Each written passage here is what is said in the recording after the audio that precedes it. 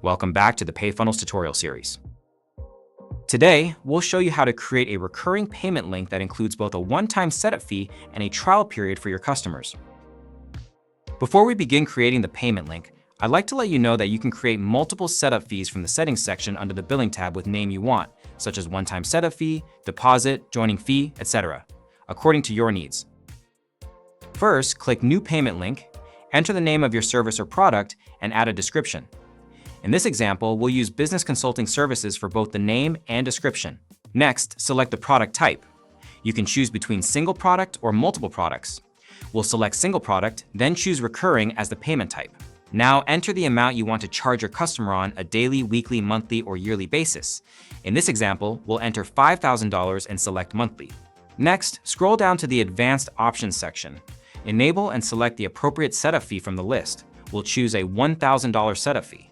A setup fee is a one-time charge, often used as a deposit that is collected immediately when your customer subscribes. Now, enter 14 days in the trial period field. You can set any number of trial days before billing begins. In this example, the customer will begin paying $5,000 per month after the 14-day trial period ends.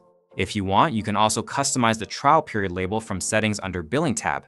Once you're done, scroll down and save the payment link.